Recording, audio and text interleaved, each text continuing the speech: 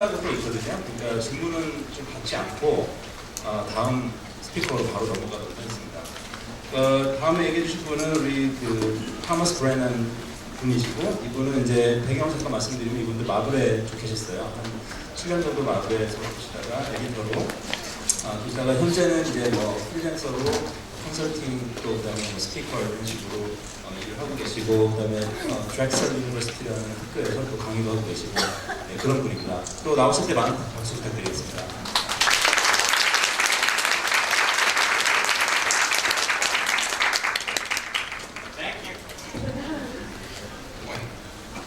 Thank you very much. Thank you for coming today. It's cold out today, but it's thrilling to see you all here. This is an incredibly warm, friendly country, and it is my honor to address you. It's my honor to be on a panel with John and Didier, who are two true geniuses, and I would say are currently changing comics. And a round of applause one more time for them, please.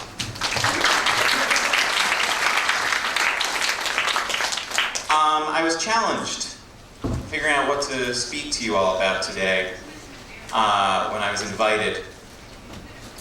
I'm not quite an expert on technology, so when the conversation about the evolution of comics comes up, the matters of technology are not my area of expertise. And likewise, business is something I'm a student of, but that's not what my job was. That's not what I did for 7 years. I was a story editor, and I worked with writers and artists and creators, and I helped guide them to create their work. That's what I did. So I wanted to speak to you today a little bit about what a creator needs to break through. We've talked a lot at this conference about the democratization of media, about how the internet has provided more and more venues for a content creator to put their content out there. And it's true. More than ever can a creator put their work out into the world.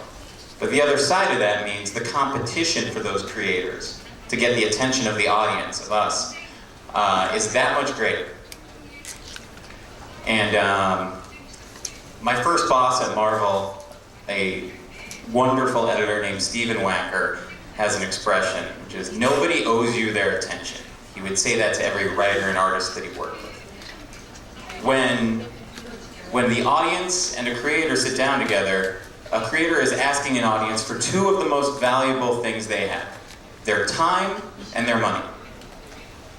And once they have that, it's on the creator to create something worthy of their attention. And that's what I want to talk to you about today.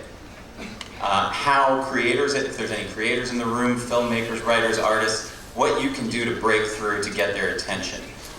My friend C.B. Cebulski told a wonderful story before that I was going to tell in my speech.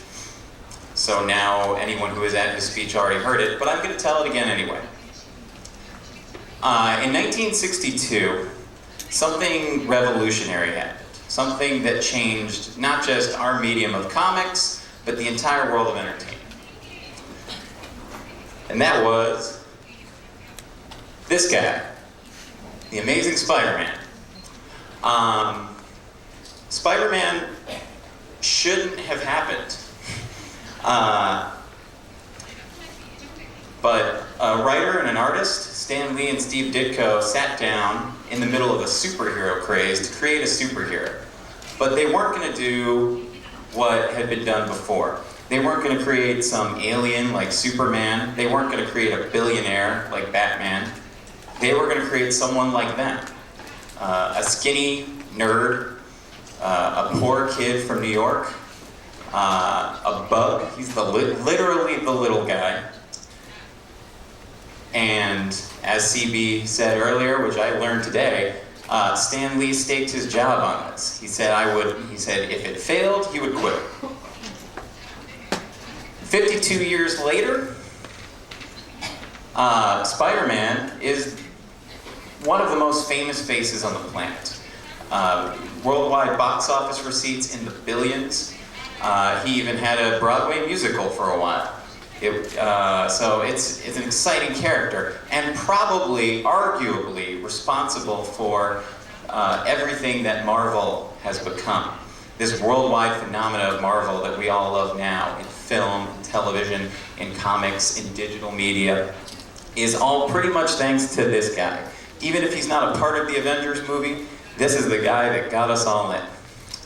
And what's revolutionary about what they did was they made it off their own personal experiences. They looked at what had been done, they looked at what their audience wanted, and they gave it to them. But in a way that the audience would never have expected. They took ownership of their circumstance. They made a character that spoke to them. And from there, they made characters that spoke to all of us. The X-Men would deal with racism. Fantastic Four would deal with the family. Captain America would deal with politics and war. Things that were really happening in the real world. And it's because they took ownership in those first few days and made something new that they loved. When I was at Marvel, I would be asked often by new writers and new artists, what kind of stories are you looking for? What do you want me to write? And I think this is proof that you need, if you're a creator, you shouldn't be asking yourself or anyone, oh, what do I think they want me to make? You should be asking yourself, what's the best that I've got to make? What can I make that's different, that's better, that'll change the landscape? You should be taking ownership. We're going to go for a little fun history lesson, though. We already went back to 1962. I'm going to take you to an even more fun, exciting time in history. All the way back to 1512 in France. I know, we're excited. In the Alsatian region of France in 1512, a group of monks at a monastery and hospital known as St. Anthony's, commissioned the artist Matthias Grunewald to create the Eisenheim altarpiece. For 4 years, Grunewald labored on this altarpiece with the help of a sculptor named Nicholas of Huguenot that would be present at the hospital for the patients to pray. When he finished his piece in 1516, there's outrage. And the reason was this. Wait for it. Was this depiction of the crucifixion of Jesus, one of the most famous images in Christian mythology. But he had done something different. To this point in the medieval era, every image and depiction of the death of Christ was portrayed as a sort of superhuman, otherworldly. We had never seen, the world had never seen, this famous image as we'd seen here, which was a man in absolute pain and agony. Look at that agonized figure. And if you get a little bit closer, you can see the hands mangled, the skin yellow and jaundiced.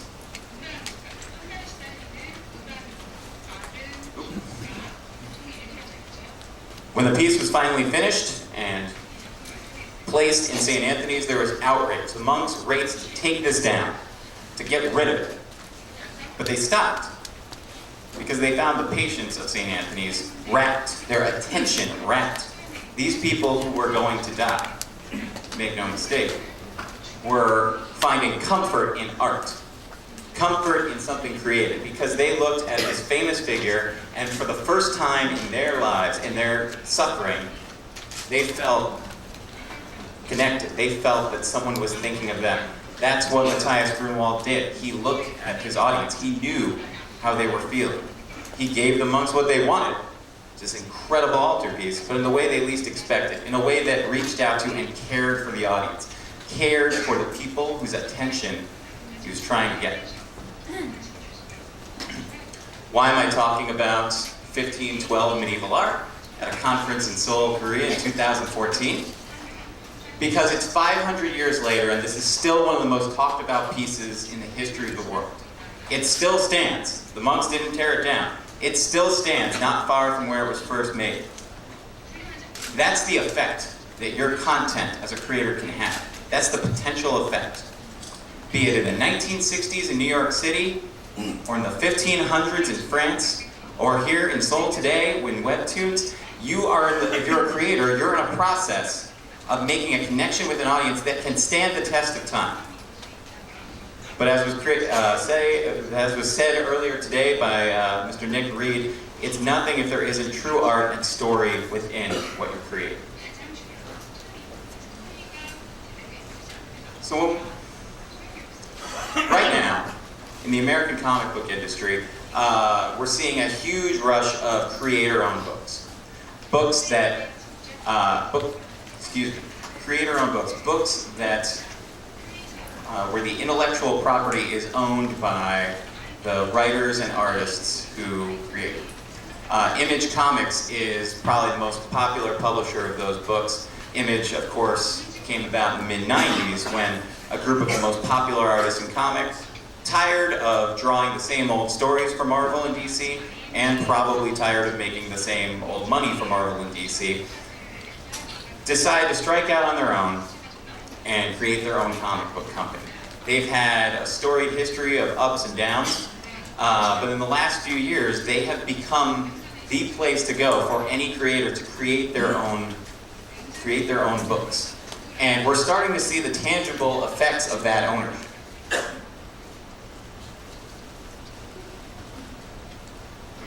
This is from Diamond Comic Distributors, which is the market share, the unit market share for comics in North America in October 2014. Right here, this big swath of red is Marvel. Big swath of blue is DC. That's a lot of space that they have. But notice here, yellow, this is Image Comics, and it's starting to make huge inroads on an otherwise industry dominated by Marvel and DC. In fact, last month they garnered 12.28% of the market share. That doesn't sound like a huge number. But when you consider the following two items. Number one, they create, on average, 30 to 40 fewer books per month than Marvel or DC. Marvel and DC create somewhere between 90 and 109 books per month. And our friends at Image create somewhere around 40. And the other important thing to take into account is that this 12.28% is more than their closest four competitors combined. That's a huge inroads that they're making. And they're making it because they have creators telling their own stories. Creators who have taken ownership of their chance to talk with the audience. They're not working with licensed characters, they're creating their own material. Some people have questioned these numbers a little bit, just in that the Image book, The Walking Dead's involvement in these numbers bumped it up for about 4 points, which is true. Walking Dead definitely contributed to that 4 points. But from there, you can take another lesson. Walking Dead, a creator-owned comic, is now a powerful enough franchise that it can move the needle 4 points. Imagine what will happen when more and more franchises, similar to Walking Dead, good quality stories, start to take off. We could be seeing a point where these guys start to shrink, this starts to expand. And it's all because creators took ownership. Now it's easy to see how an entire company dedicated towards creative ownership can have that level of success. Surely for the rest of us creators, without the advent of a company to help push us forward, can we just go up to a company with money and ask them to let us have control? We can't, right? Actually, we can't. This gentleman, I don't know if he's famous over here, is a comedian named Louis C.K. A few years ago,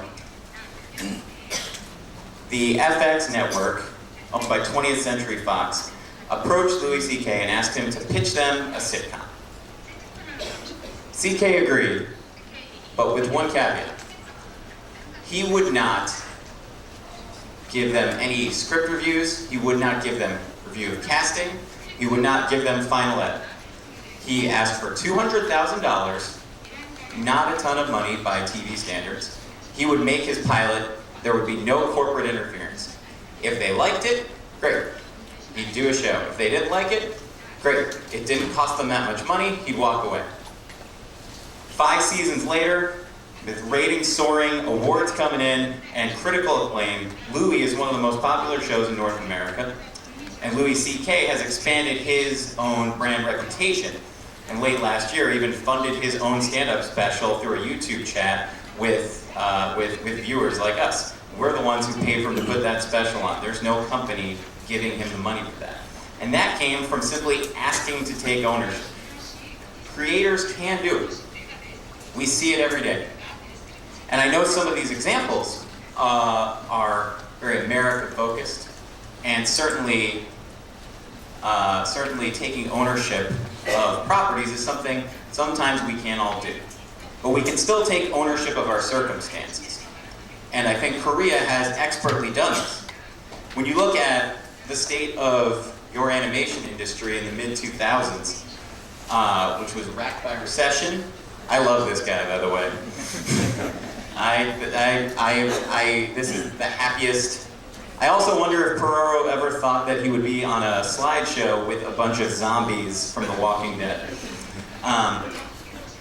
When you look at what the Korean animation industry went through from its economic recession, it's an industry that looked at what happened, looked at Hollywood's changing wavelength, and decided they would make their own work. You decided, we've proven to the world that we know how to animate. We've proven to the world that we can make good cartoons. Let's do our own. We don't need Hollywood anymore. Let's create our own ideas, our own intellectual property. And I don't have to tell you how well it's doing. It's a thing that, you know, and back in the United States, the nerd culture in the United States, of which I am a proud member, loves nearly everything from Asia. And all people were talking about this past New York Comic Con in my circle was this guy again. They said you have to use Peroro. Everyone loves him. Is the microphone going out? All right, can you all hear me now? Yes? We'll try. Taking ownership is a phrase thrown around a great deal in the creative arts industry. But I like it because I think it applies to almost everything that we can do. If we can't take ownership of an idea, financial ownership of an idea, we can take ownership of the circumstances that surround that idea. We can take ownership of the chance that we have to have an audience's attention. If we have their attention, take ownership of the moment.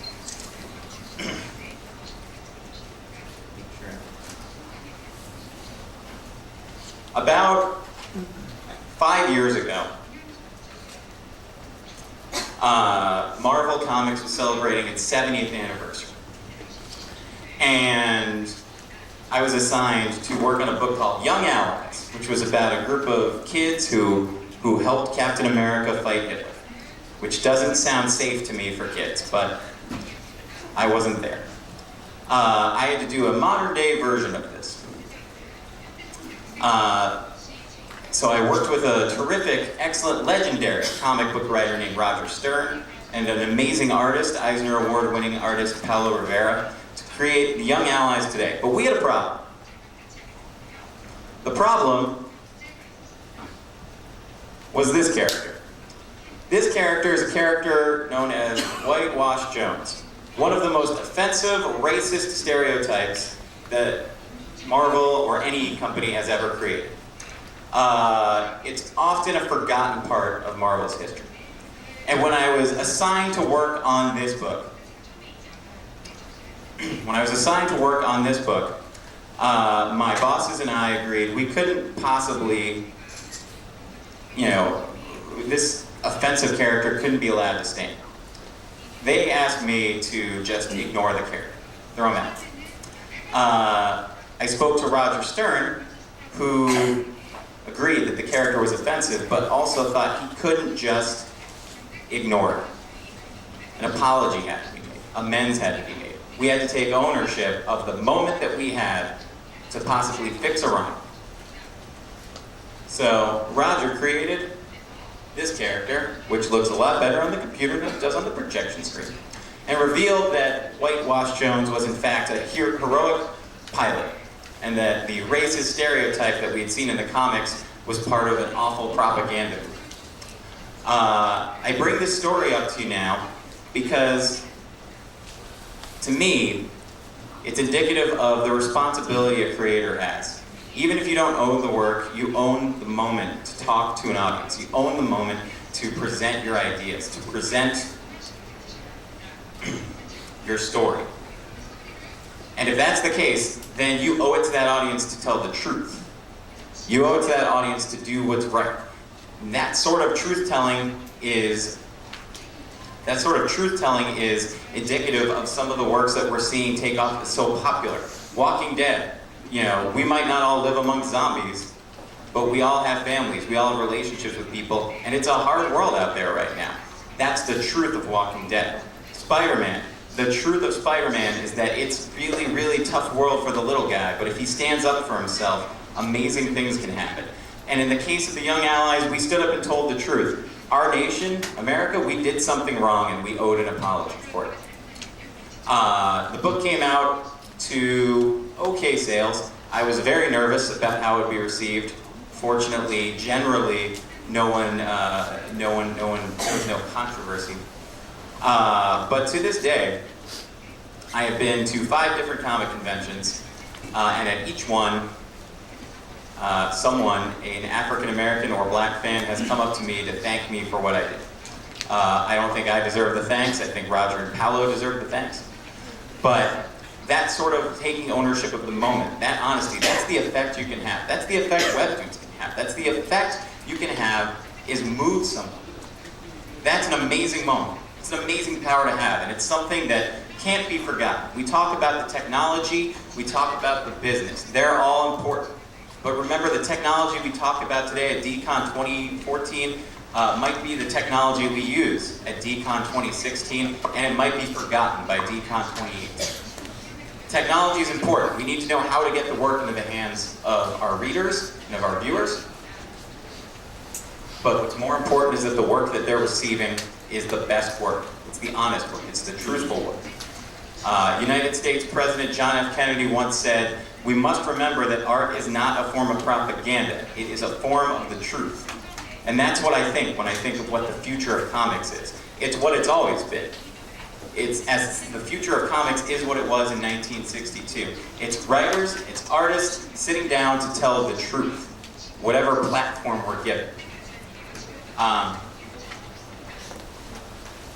think if you ask a lot of creators what their biggest successes and biggest failures were, they won't talk about the money they made, they won't talk about the ratings or sales. They'll talk about the work that they did that meant something. I guarantee you their biggest failures were times where they failed to tell the truth. It's certainly been the case for me. But I also guarantee you that the greatest successes, the true successes that matters, are the time that they spoke the truth in their work. Even if no one noticed, I guarantee you someone will, even if it takes 500 years. Thank you very much, DICON 2014. It's been my honor to address you today. Thank you very much. I'll turn things back over to Jen.